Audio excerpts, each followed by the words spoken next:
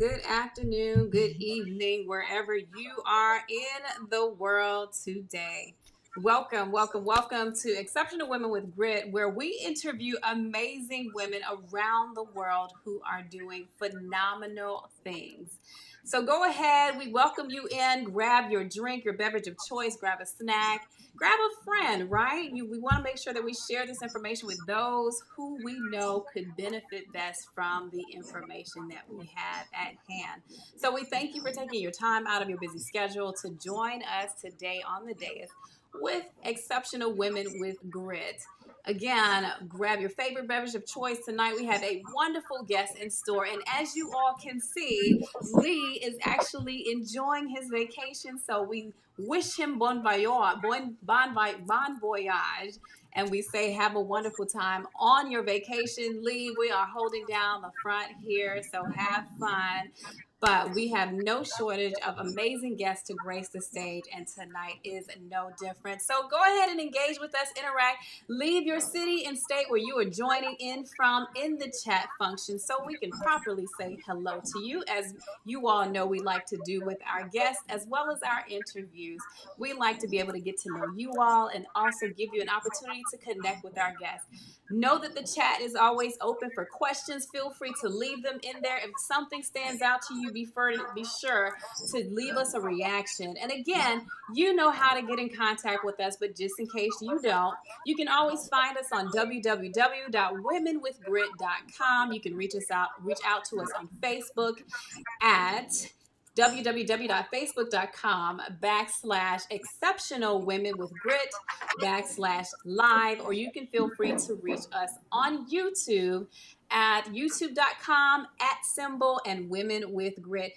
Any platform that you are looking for to find us on, you can find us on it as Women with Grit. So we are so excited to have you on again. Feel free to engage with us.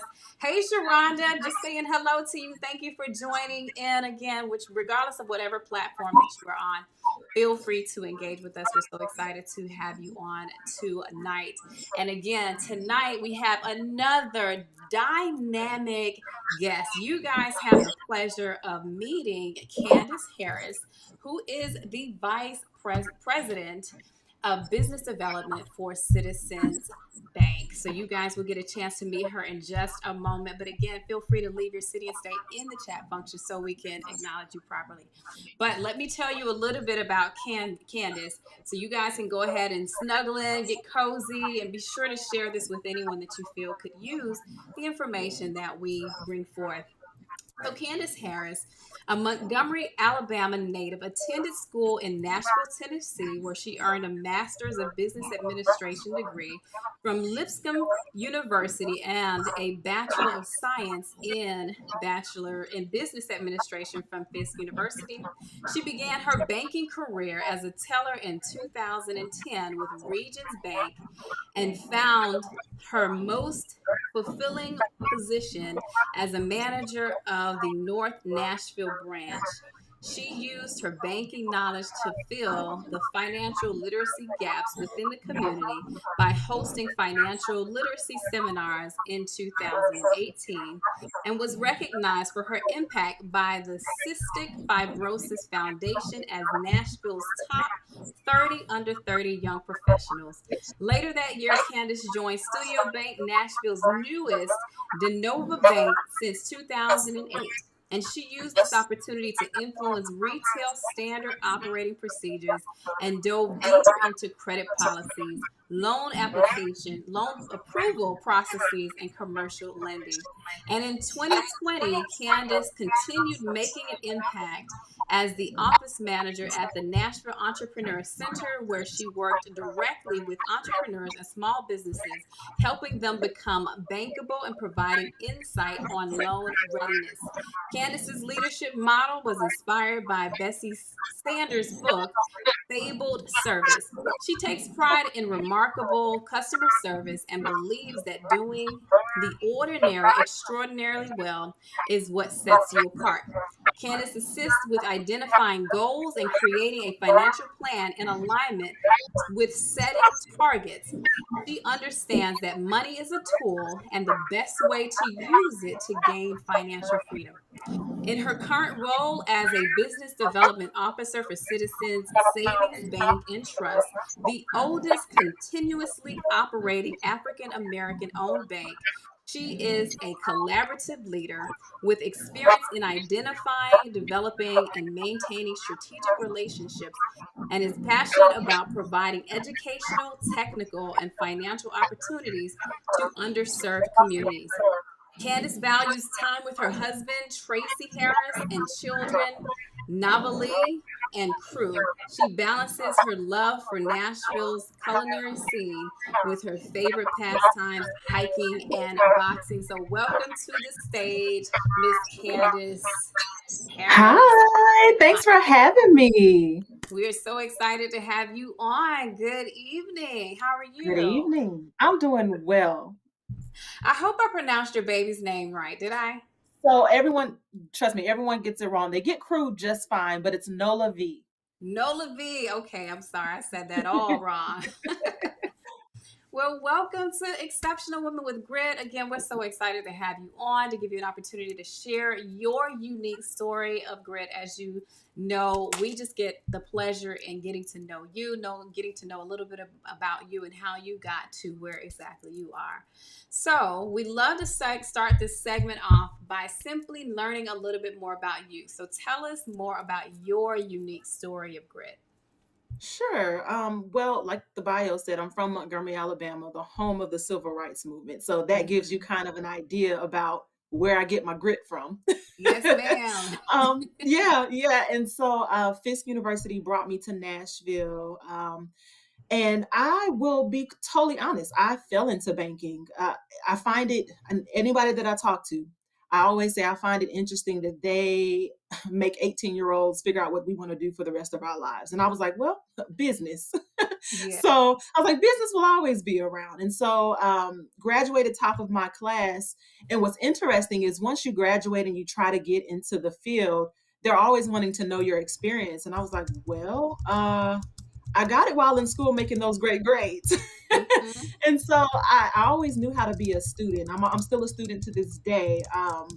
And so I decided, okay, well, I will go to work as a teller in a bank. I held on to a business card of a woman in HR from Regions and was like, hey, I need a job. And so she's like, yeah, we would love to have you. So I started off as a teller, and at night when I got off, I would go over to Lipscomb and take my evening classes. And so I got my master's while working as a teller. And then after that, I climbed the corporate ladder. I enjoyed learning. I just didn't want to be a banker that just went through the everyday, just the status quo, following the script, collecting the docs, rinse, wash, and repeat. I wanted to act more as an advisor, and I think that's what really helped me in my career was always wanting to sit with different departments, sit with different people in the bank, and learn what they do and learn how my role supports or is attached to their role. And so, just eager to learn. And so I got an opportunity, which is in my mind super scary because we're raised by individuals who stayed in jobs for years. They didn't, move. They didn't go and jump companies. They found where they wanted to work, and that's usually where they retired from. But I got this awesome opportunity after about 9 years of working with Regions. And I left a management position to go start a position with a brand new bank. Because in my mind, I'm thinking, well, when are you going to have a chance to be a part of a startup bank? You can always do banking, but this is different because this bank was just starting up brand new, fresh. And so grateful for that opportunity. It really taught me the ins and outs of banking outside of my realm that I was used to working in. And then unfortunately, due to COVID, there wasn't a space for me because of the economic environment, and I was laid off. And I think that's really where I learned who I was as a professional, and as a professional woman. I think we tie ourselves into our career, and then when something goes awry with that, our identities wrapped up into that. And so that really shook me in the best way. It didn't feel like that way at first, but it made me really realize that I was the brand. And I don't give that away where I work. It comes with me, and my company benefits from who I am authentically. So that's me in a nutshell. And now I am in a great position working as VP of Business Development for Citizens Savings Bank and Trust.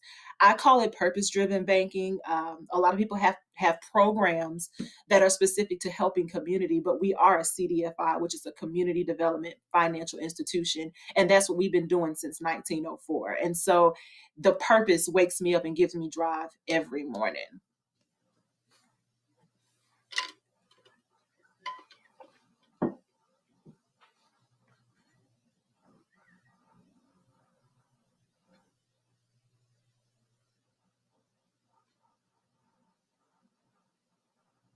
Sherelle, if you can hear me, I cannot hear you. Yeah, I can. I said Got you. COVID really shook the core of many people during that season, and it really, to your point, challenged the nature of how we looked at ourselves and how Yes. we identified ourselves as corporate professionals or women in general during that season. So tell us a little bit more about how you used that season to catapult you to where you are now. So it almost felt like a breakup that you didn't see coming. You thought everything was going good, Yeah. and then the rug gets pulled from underneath you, and you go through all the stages of grief. You go through the I'm mad, I'm angry, till I'm hurt, to the why me versus where, I questioned my value. I questioned, well, what did they not see in me that would have made me stay? But honestly, at the end of the day, none of that mattered, Right. because the circumstance was the circumstance. And what I did in that moment is really the pivot. And I call it a pivot to purpose. Sometimes the pivot can hurt. We feel that, oh, this is an end all. But to be honest, sometimes the pivot happens because you wouldn't have shaken up your world on your own. You wouldn't have been able to grow on your own had this event not happened. And so I took that time, and it was actually right after having my daughter. And so one, I was grateful to have that time to be a mom, and solely a mom. I find it interesting that we use the term working mom. I can't stand the term now because we don't say working dads. That's true. Yeah. So in my mind, in my hindsight, I look back and I'm like, I'm grateful. That was my first, my was being a first time mom. I was able to sit with my child and enjoy those few months of just being mom.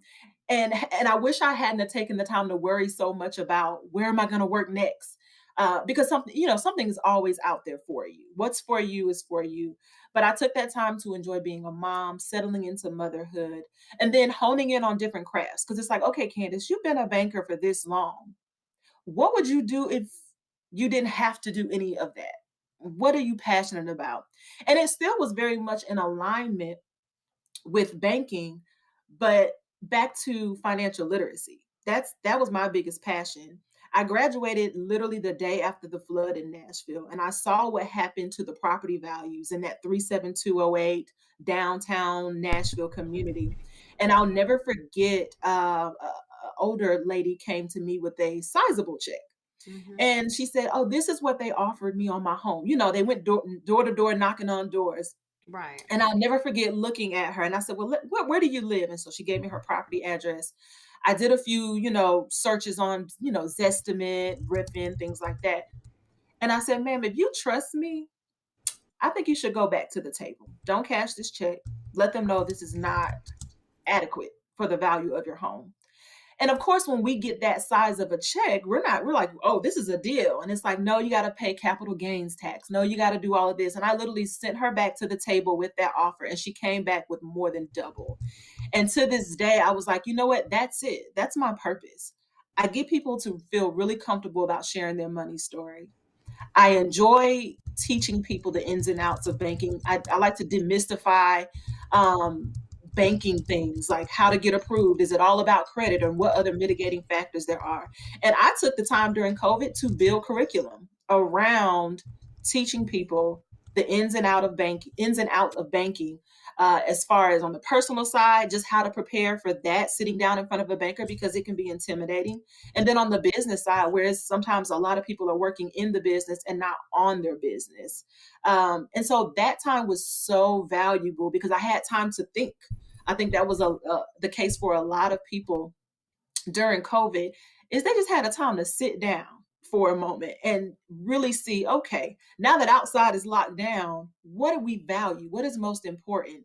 And it still was banking, but it was more so like education, literacy, closing the wealth gap, things of that matter. And so in doing so and having that moment, it really kind of charged me for my next position. And in hindsight, I would have never known that that's what it was getting me prepared for.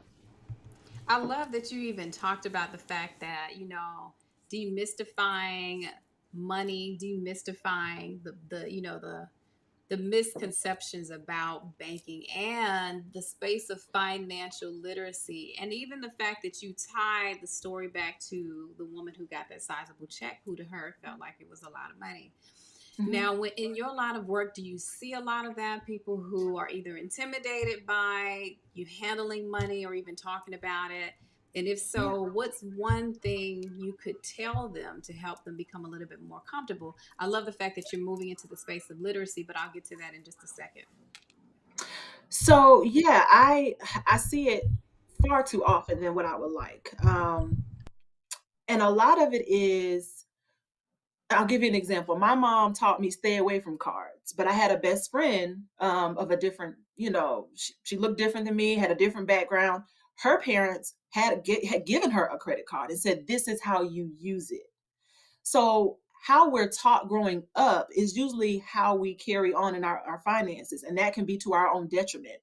And then money is just very personal, especially in our community. Money is personal. We don't talk about how much we're making. We're not talking about what we're doing with it. And when we are closed off in that way, we tend to make the same mistakes over and over again when we could have shared our stories and learned from someone else. But I think the biggest thing is you have to be able to relate. And I think that's where you get rid of the intimidation. Because I'm a banker, I'm supposed to all have it together, but honey, I got stories on how I've not managed money well. And that's why I can speak to it. And I think sharing your own personal money stories, it's like if you share, okay, I feel more comfortable. And so I see it way too often. I always find it interesting when I share my story. It automatically, you can see like the wall come up. And one of my biggest things is I'll tell someone, well, if you're bleeding, will you not go to the hospital? And they're like, well, yeah. I said, so if your money is Good. bleeding out, you need some help. Yeah, but you do have to find someone that you trust, and that is going to educate you and give you sound advice and meet you where you are. Because how I handle my finances is not necessarily how someone else might. You might have to just meet them where they are, and that's okay too. And I think that that's the most important bit, I think, which is everyone's story and journey is a little bit different. Everyone's knowledge base is a little bit different. Even the influencers that contribute to that mindset is very Hmm. different. But it Hmm. all starts with, as you have mentioned, sometimes it comes from a story or maybe being able to overcome and pivot in some way, shape, form, or fashion of your life. Now, Yes. you talked about the stories that you have. Is there one that sticks out to you in terms of the learnings that you have gathered from your own personal experience that has led you to, your deep passion for financial literacy? Sure. Yeah, I a credit card in my hand is dangerous, and I had to learn. I had to learn that very early. I bought a house. I think it was 2016, and I wanted to deck the place out. It's like when you get that thing that you've been waiting for, you're like, Right. oh, you don't pace yourself. You're like, I got to have the couch that I want. I have to have that big mirror that I saw at Target. Talk about Target it. is Yes. dangerous. And so I remember like running up the credit card and then my HVAC went out. And I Mm, was like, "Oh." And then we don't realize that some things are not covered under our home warranty, which usually is the big stuff that breaks.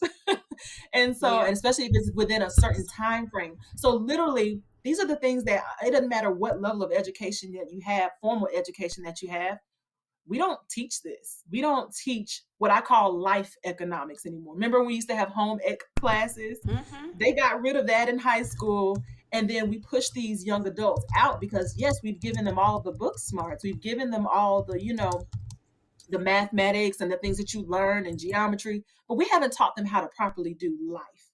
And a lot of things that have to do with Yes. life is how we handle our money. And so I share that story about how I literally broke my HVAC, ran up my credit card, and had to Hmm. find a way. Thank goodness I was able to get it repaired. But it prepared me to say, I didn't need to get that couch. I didn't need to, I could have slowly taken time to build out the home that I wanted. It wasn't important. The bigger thing is, are you prepared for emergencies? Are you prepared to be laid off in the event of something going on with your company? Have you built up your savings account? And so for me, that saving that money brings peace of mind. So that brings value to my life. And that's the story that I share. It's not necessarily having $10,000 saved in the bank for the sake of having it. It's more about peace of mind. Hmm. And I think that the space of having that peace of mind exists in our ability to do exactly that, manage life economics, being able to see a gap, but also not only recognize that we have them, because we all do, but be able Yes. to find the comfort in asking for the help in order to mitigate it, you know? Yeah. Tell us about. So I want to take a step back, right? Because I know we dove straight into finances. And again, Yes. if you all are jumping in, feel free to leave your chats, your questions or comments in the chat for Kandace so we can ask them.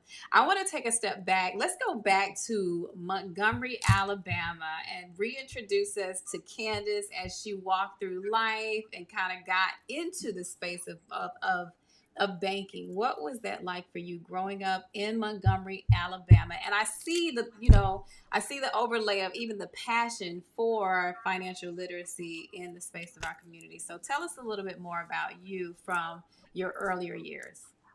Sure. And I'll go back even before then. A lot of people don't know. I lived in Japan for 7 years before going to Montgomery. My Wow. mom was in the military as a civilian, had a contract job that was only supposed to last 3 months. They loved her. She literally took me over there at 18 months. And so I didn't come back until I started first grade to the States.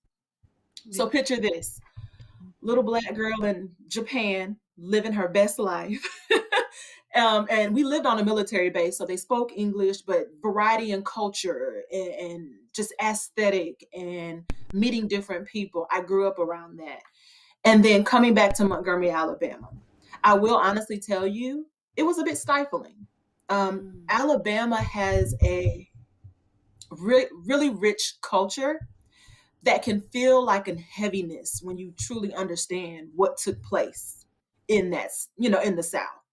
And so being there, I didn't realize that I was in a space that was so, I wouldn't say troubled, but I mean, if you think about Black history, Montgomery, Alabama is the home of the Civil Rights Movement.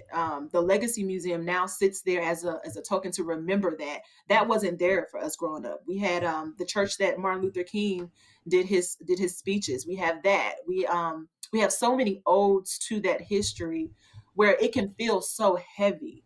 And so I don't find it by chance that I landed in a position to help the underserved, the underbanked, because I lived in the area where a lot of that kind of was groomed and blossomed. And it's interesting now looking back on being raised in that space where it was you have to be 10 times better than the next person because that's the only way you're going to be able to succeed, and that could put a whole lot of pressure on someone. And so when we think about grit, I truly look to my mother who worked a job for 20 plus years in the military. Awesome educator. She rose through the ranks in that space. And literally, she retired just when I got pregnant the first time. That was the reason why she retired. She probably would still be working to this day, but I think that molded me watching her as a single parent being so very committed to creating a household for me, to making sure that I do not lack anything. And to this day, with having two children and a very supportive husband. I call her sometimes just to apologize. I wasn't a horrible kid, but I still don't see how she did it by herself. Yeah. So shout out to all the single moms, either by Hmm. choice or by force. Single dads too. If you are doing it alone, Yeah. kudos to you. It's a cape that I wish that no one would have to wear. But even in those times, her having to go to work, take me to school, I never felt lack, which I'm just like astonished by because I mean, it's hard to do it by yourself. And so I saw the grit. I was raised by the grit. And being an only child, I literally, like, my goal was to make mom proud and follow in her footsteps of just getting the job done, which she would always do. I love that. And I know we're getting ready to take a break, but you said, I mean, there are a couple of things that I really want to unpack with what you said. One, which was the fact that you never saw lack. Mm-mm. Do you believe that lack is a mindset? Absolutely. Mm, It's the biggest blockage. mm, I was talking to someone the other day, like, the abundance mindset. Like, I have a mantra. I love a good mantra. And mm-hmm, so I say it every morning because when you speak a thing, it opens up a portal for things to come to you. So mm-hmm. for me, one of my mantras is I am worthy of overflow and abundance, and it's on its way to me. I affirm that every morning. And doing so uplifts my spirit. It opens me up to making sure that I'm able to serve in the capacity, because abundance isn't just money. Abundance is abundance in ideas, abundance in thoughts, making sure that I'm accessible and available to those that need me. And so I'm always like grateful when I'm put in positions to be abundance for someone else. And so it is for sure a mindset first, because once you change your mind, you can change your circumstance. And when I tell you powerful, I mean, like, I can't tell you how much I agree with you on that, because you can have little by one's definition and still have a lot, and a lot of the times it's cultivated on the inside, and it's a matter of what you perceive and how you are able to pull those Yeah. things into your now. You can take $1 and multiply that. We've got so many stories of people who have taken very little and created much with them, and a lot of people who have had so much and lost it because of that Yes. lack mindset. I think it's so powerful. Do you do any of that? So, as a part of your literacy and the mindset shift from lack to abundance, is that something that you teach as well to the It community? is. And I'm probably, to them, I'm probably like this young hippie banker. They're like, what is she talking about? I even talk about like how there's a mantra for each chakra that I Mm, align, like for each chakra, for groundedness, for yeah. the heart, for your voice, speaking a Hmm. thing. And so I start with the mindset because I feel like that is the biggest barrier. So I definitely start with mindset with all of my literacy seminars. That's awesome. That is fantastic. Candace, believe it or not, we are almost halfway through our set. Already? It goes by so fast. I promise it does. It really, really does. But before we go to break, there is a question I want you to think about. And then when we come Okay. back from break, I would love for you to tackle this specific question, which is not only the space of the lack mindedness, but you talked about the space of being able to take off the cape, right? And the ability to express gratitude for the little. You talked about your mom and never experiencing that space of lack. So when you think about being able to financially educate a community that is constantly receiving messages of lack, what is the first message that you feel they need to hear or we need to hear to begin shifting the mindset? So, how do we begin to change the dynamic? Okay. So, I'll bring you Sure. right back up in just a second. All right. Well, again, welcome to Women with Grit. Man, you guys, if you are in and you're just joining into Women with Grit, make sure that you stay for the rest of this program, but then also be sure to catch the replay.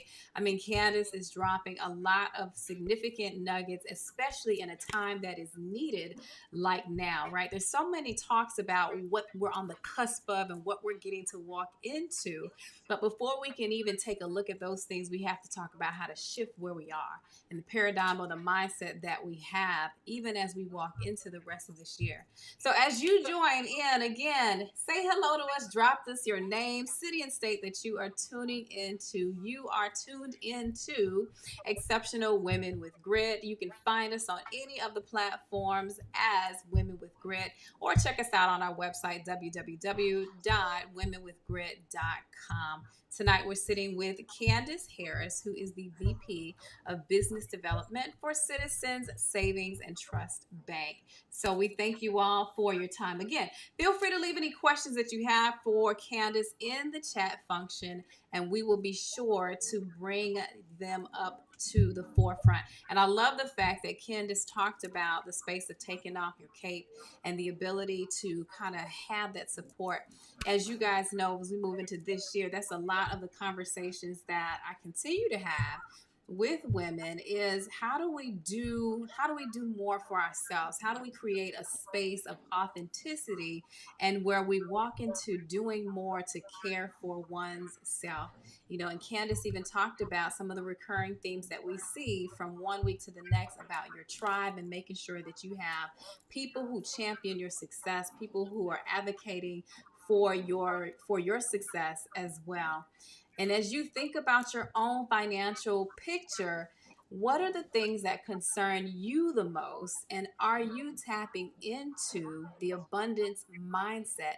Or do you find that you are in the space of what Candace talked about, which is seeing what's in front of you and embracing lack? So I want you to, if that's something that resonates with you, please drop that in the chat function. Would love to have some more dialogue around that, which is the space of how do we shift our mindset financially?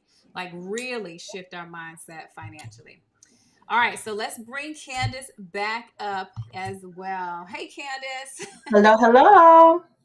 All right, so you ready for that? I am. Okay, awesome. Take it away. Okay. Repeat the question for me one more time, Sherelle. I am so yes. So when you think about a community that is, I mean, like the constant messaging that we receive is always on the space of what you don't have and the Yes. ability to focus on what's not in your hand. But how do we begin to shift the mindset from focusing on lack to moving into a space of abundance and gratitude? Because both of those are themes that you've talked about, right? The space of being grateful for what you have, but also moving in the space of talking or of champion your mantras each day that talk about you're worthy of abundance and it's on its way to you. So if you're giving advice to someone who is stuck in the lack mindset, what's one thing that you would say that could help them shift their paradigm? Absolutely. Okay. So you'll always hear operating your strengths. I kind of agree with that, but if you are trying to do something different, I would say exercise your weaknesses so that they can become strengths. So, have you ever heard you can't flex a muscle you've never used? So, for instance, if you are stuck somewhere in the space of lack, if it has something to do with finances, then you can just ignore it. That's what you've been doing, that's the pattern. Or you can choose to focus on that weakness. And so, for instance, the whole month of April, I love doing these fun challenges to really challenge how I spend my money and what I spend my money on. So for this month, I've been doing a what I call a no spend challenge. And the idea isn't that I'm not going to spend any money. Hopefully you live by a budget. If not, do so. And if you need help building up the budget, I'm happy to help you with that. But what that looks like is you've budgeted in all these categories. Whenever you go outside of those categories, that's usually when most of us get in trouble. That quick trip to that restaurant we love because we don't feel like packing our lunch. Well, if that's not within your budget, then that's outside of your spending availability. And so with this no spend challenge, it's more so about how many days can I go operating within my budget. And by the end of these 30 days, I hope to have more days where I stay within my budget versus not. And then what it does, like in the psyche, is you start to get really picky about what you spend your hard-earned dollar on. I'll never forget being in college and I would just go to the ATM, pull out $20, and by the end of the day, I'm like, what did I spend that 20 on? Literally would have none of it left. And so it's so easy when you don't have a plan for the money to plan itself. Whereas if you're allocating and you're saying, this money goes here, you feel a little bit more in control. Uh, but if you don't exercise that weakness, it'll never become a strength. And so I would always, one, relate, and two, start a plan around whatever that weakness is and target that and be very specific but reasonable. And I think that's when sometimes people don't like sticking to budgets, is because it seems like it's restrictive, but it should be more empowering because you know where your money is going and you know what you have to spend after you get paid. Mm, very much so. Budget, budget, budget. Every assign a what is it? Assign a task, an action for every penny. I think that's Mhm. one of the Mhm. things one of my mentors said to me: assign an action for every single penny, down to the last cent, so that you know Yep. where it goes. So I want to shift back to you a little bit more, Candace, and learn a little bit more about you, because you are a dynamic woman working in STEM, right? Finances, and actually speaking through or speaking from that space. When you think about any, as you have gone through your journey, what, if any, self-limiting beliefs did you find that you had to overcome through the years or as you climbed the ranks? You know, my age has always been a little like I always felt like, well, I'm not old enough to do X, or I always saw someone older doing this because they're more seasoned. And so we tend to make our voice smaller.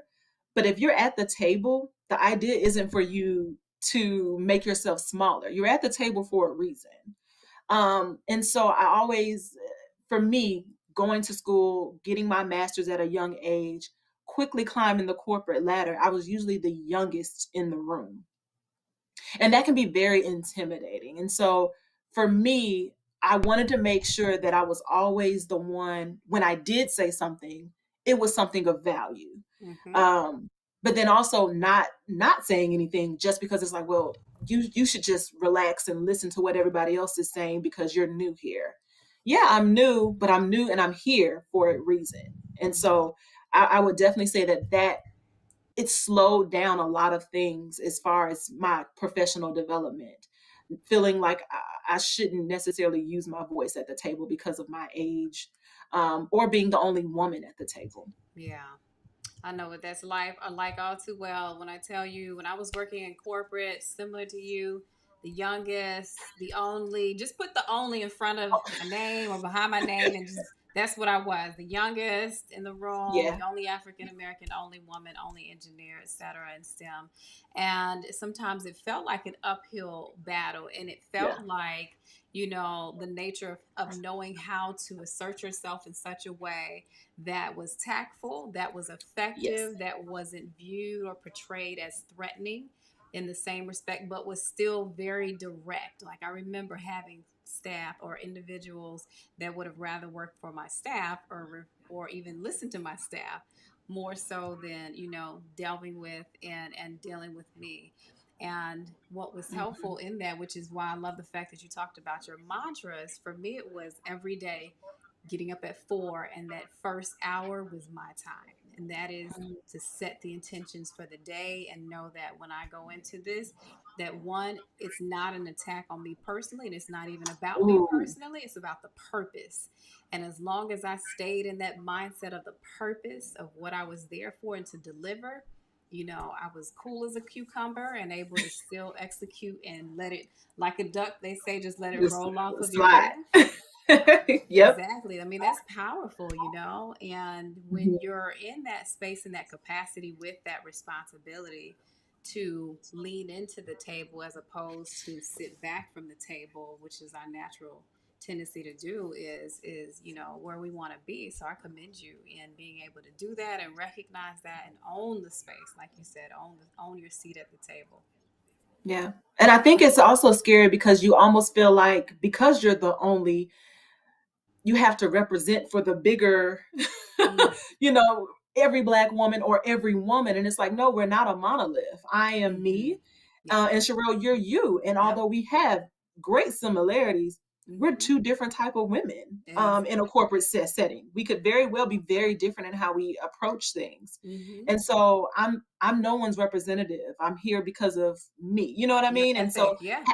taking that weight off of our shoulders, I'm not Mm-hmm. here to represent the group. Yeah, yeah. Exactly, exactly. So tell us, while we're still talking about corporate and the side of things, what, as a leader in corporate, what do you feel is missing? Emotional intelligence. EI. Okay, talk about it a little bit. So I think it's so easy to, when you think corporate, you think policy, procedure, but we forget people. Yeah. And especially minorities, we are subject to so many things. I mean, we literally saw George Floyd be killed on TV, and then we have to go to work the next day and it's a topic of discussion, or Mm-hmm. people are walking on eggshells. And it's almost like, okay, back to the regular scheduled program, and it's like we've kind of siloed that, we've kind of put it to the side, but we carry it with us every day. And Mm-hmm. so I really want corporate America to take care of its people. And that's just one example. Everybody has to be dealing with something. Moms are dealing with kids. Dads are, dads are dealing with managing a household and supporting their wife, especially if they're in careers. Um, I mean, we've gotten really good with a focus on DEI, but I think it's deeper than just DEI. It's just, when your manager is speaking with you, are they concerned about you as a person? Are they asking, before we jump into the business, are we having honest conversations with our managers about how we're feeling? Or are we too scared to, because we don't know if there'll be retaliation, or if they'll think you're not focused just because you mentioned something that you're dealing with personally? I'm just really big on focus on your people. I appreciate you saying that. And what would you say to the individual or the corporation that says, we spend too much time in the feelings and we spend too much time thinking about what people feel as opposed to getting the job done? Um, I know that this might not be something that shows up on your balance sheet, but when you can talk to your constituents, when you can talk to your employees, Mm-hmm. and they have a loyalty, they have a buy-in when it comes to your business, that can't be culture can't be created overnight. And Mm-hmm. so it might not necessarily reflect as a dollar amount, but it will definitely show in your culture, in retention, which is huge right now, because people aren't working for anything less than what they demand, because we now realize, oh, our time is so valuable. So if I'm going to work for you, I want to be bought in. I want to be someone that I feel like you would value me as a person. And so I would say, if you follow the people will follow you. If you follow the people will follow you. Hmm. Okay, awesome. Okay, so now I want to ask you, and I do see a couple of questions in the chat. So thank you all for your questions. Feel free to leave them there for Candace. I mean, this is such an insightful and inspiring conversation. One, finding your purpose and making sure that you're walking in your purpose, especially with where you decide to put your money, your funds, and assigning it a value, even to the span of recognizing the importance of developing a budget if you haven't done so. But before I even get into that space of the recap, I have a couple more questions, and I want to make sure that we get some from our audience as well. If you had all the ears of the leaders around the world, what message would you leave with them? It kind of goes back to that last question. Don't wait for an exit interview to know how you're doing as a company. That's a big one. Hmm. No, and really, it and really is, yeah. because a lot of the times companies don't have that conversation, and it's more on the side of process to get the information. And at that point in time, especially if you were a loyal employee, if you were someone that cared about the nature of the business, like that feedback should happen earlier in the process, and the organization should cultivate a space that allows for that free sharing. So Yes. you add to that. I had No, no, that compassion was about perfect. that. No, that was perfect. I mean, I think we're in a day and age where, I mean, you have so much AI going on, but you can't replace people. It doesn't matter what business it is, you can't replace people. And so, we have all these DEI initiatives, and that's great. But I think it's a culture shift. It needs to come back to the people. It really does. Yes, very much so. Okay, so again, if you're tuning in, thank you for joining us tonight on Exceptional Women with Grit. We're sitting with Kandace Harris, who is really dropping a lot of exceptional knowledge. So be sure to jump in on that. So I want to grab a question from one of our viewers. Sharonda says, "How do you simplify a big challenge?" So I'm one of those, first of all, I'm forgetful. So if I don't write it down, it didn't happen. So, and I also believe in putting pen to paper and listing out whatever that challenge is, breaking it down in tiny steps. It's so easy to be like, well, I want to do this, I want to buy a house, and it's like, okay, but where do I start? Or, and so being reasonable in what you can accomplish in the time frame that you want to give yourself, and literally breaking down the task, like, okay, collect these documents. What documents do I need? Break down how many documents you need. Find those documents, check them off your checklist.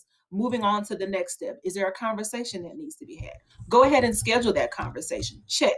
So literally get you a list, break it all the way down. There's no task that's too small because they all lead up to the bigger picture. Very well said. Thank you so much for that, Candace. And while you all are getting your questions for Candace, I have one that I would love to hear from you, and maybe a sneak peek into some of your financial literacy. But can you give us three tips that would help an individual change their financial trajectory? Three things that they could do. All right, let me list them out. One, Mhm. figure out how you're going to be held accountable. I always use the analogy of I work better when I have a trainer because that person's going to push me. Now, if you tell me to go to Planet Fitness and do it on my own, they just going to get their $10 every month, and I may or may not show up. So find a way to hold yourself accountable, whether that is a spouse, a banker, a friend that's really good with saving money. Um, is it in the form of an app? First of all, I love Rocket Money. I'm new to the app, but I am pro Rocket Money. I think it's one of the best budgeting apps that I've seen lately. Very intuitive, but find something that you can be accountable to. Second, unlock your patterns. So I'll always ask someone, do you look, I get an e-statement or I'll have it delivered to the house. Well, do you actually go through that statement month to month and see how you spend money? Because if your goal is to be saving money, or if you have a goal for a vacation, but you're constantly eating out, you're not aligning your patterns with what your goals are. So unlock your patterns. And then I would say three, let me see, accountability, unlock your patterns, and reward yourself. So when you've been doing good, I think sometimes with budgeting, like I said, it feels very restrictive. But if you flip that mindset, it's I'm going to reach this goal, and when I do, I'm gonna reward myself for being disciplined. I'm gonna reward myself for staying course. And so I would say those are the three things: accountability, unlock your patterns, and celebrate your Mm-hmm. wins. And I think that we don't spend enough time, especially on that last one, celebrating the Mm. wins, because sometimes we're so quick to move to the next thing and move to the Oh next yes, thing that we don't really bask in it without realizing that that helps to create the momentum that gets you to the next step and that gets you to yes. overcoming the next. I think that that is just, a paramount. And I know even with my clients, it's one of the things that we talk about.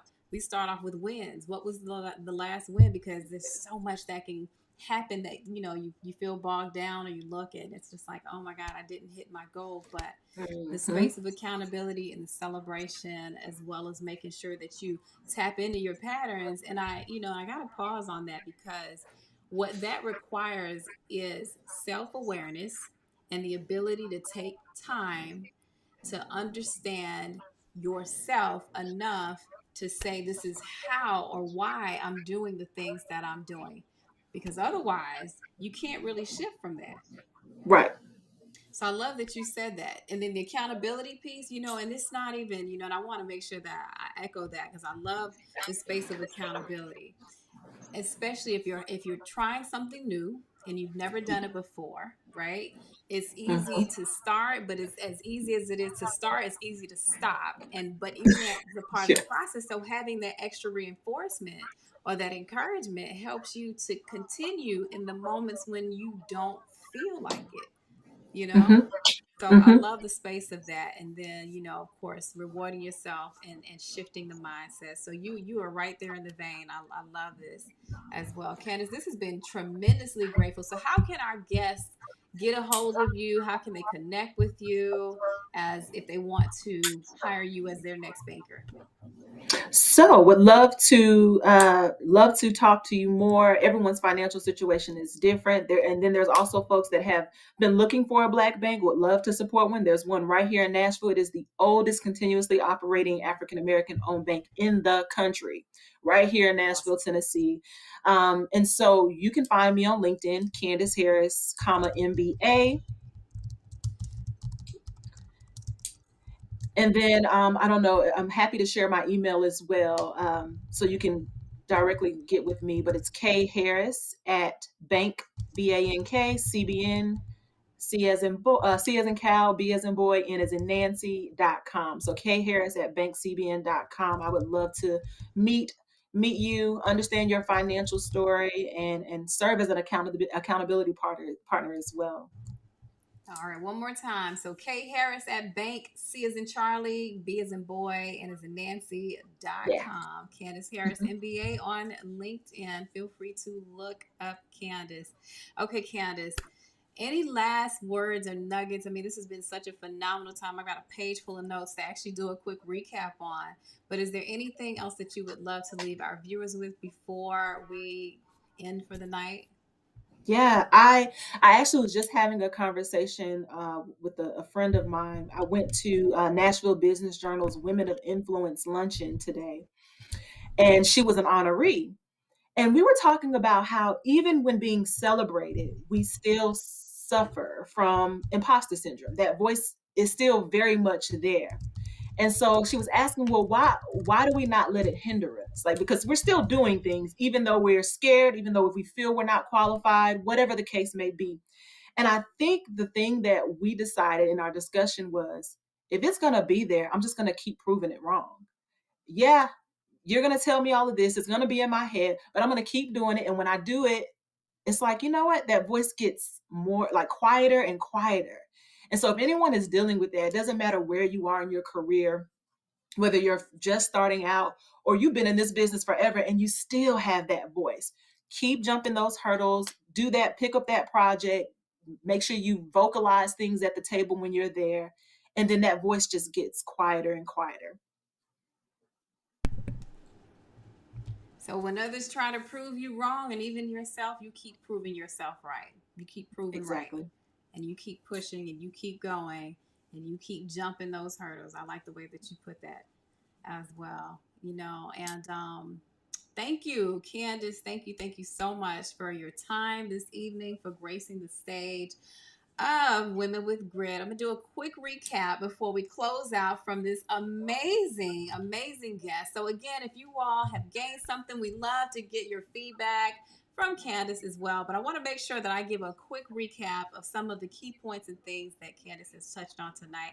Again, if you are just tuning in, you want to go ahead and catch the replay and rewind this from the very beginning. But one, she talked about during her season of COVID the ability to pivot with a purpose and the ability to pivot to purpose. Sometimes you find yourself in the midst of a trial period, and that's the space where you begin to really find the things that matter most to you. So take the time, if you find yourself in that place, to pivot towards your purpose. Ask yourself those challenging questions that you need to discover if you're on par with where you expect to be, or if there's a need to do something different.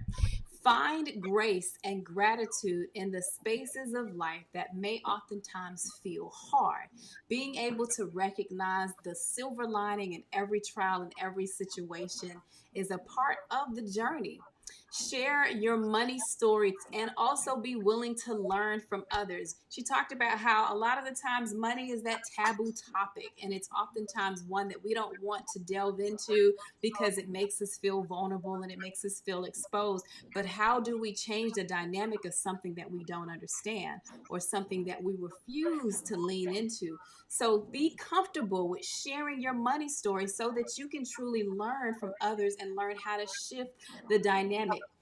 Recognize that the banking relationship is a personal one. So finding someone that you can trust, someone that you can come to and be vulnerable with is important along the way.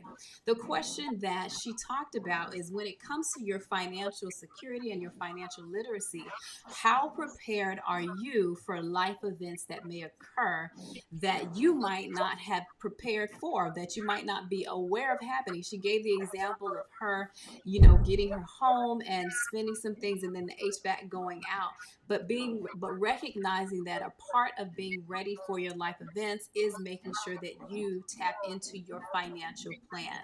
She talked about, I love the way that Candace talked about having a mantra for your life, and having, I call it setting your intentions for the day as well, which is, for her it was, I am worthy of abundance and it is on the way to me. Again, I am worthy of abundance and it is on the way to me. So getting outside of the lack mindset or things that remind you of what you don't have, but recognizing that if you're focused on leading into your abundance and recognizing that you are worthy of it and it is on the way to you, helps you to set your day up with intentions for how to grasp it when it actually comes into your hand. And then having that financial plan tells you what to do with the abundance when it comes your way, so that it does not get pushed into a space of lack.